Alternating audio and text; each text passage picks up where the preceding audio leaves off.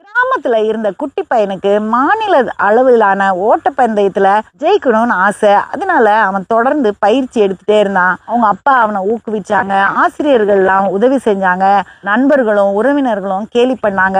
இவன் இருந்தாலும் முயற்சியை கைவிடவே இல்லை. ஒரு வருஷம் பங்கு பெற்றான், ஆனா தோத்து போயிட்டான்.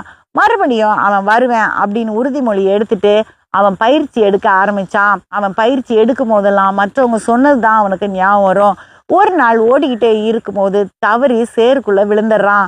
விழுந்த இடத்துலயே உட்கார்ந்துட்டு இனி நான் பயிற்சி எடுக்க மாட்டேன், வேற எதையாவது செய்ய போறேன் அப்படின்னு அழுதுகிட்டே இருந்தான். ஒரு பெரியவர் வந்து ஏன்பா அழுறேன் அப்படின்னு கேட்டதுக்கு அவன் நடந்ததெல்லாம் சொல்றான்.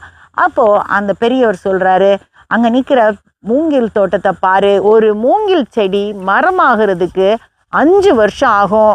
5 வருஷம் அது சின்ன செடியாவே இருந்து தன்னுடைய வேர்களை ஆழமா இந்த பூமியில செலுத்தும். அப்பதான் கீழே இருக்கிற சத்தெல்லாம் அதால உரிய முடியும்.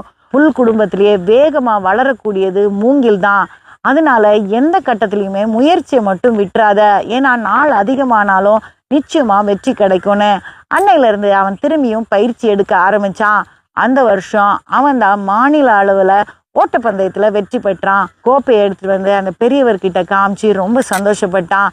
எந்த ஒரு காரியத்தை செய்யும் போதும் முயற்சியை மட்டும் நம்ம விட்டுறக்கூடாது. நாட்கள் அதிகமானாலும் முயற்சியை நம்ம கைவிடாம இருந்தா வெற்றி நிச்சயமா நமக்கு கிடைக்கும்.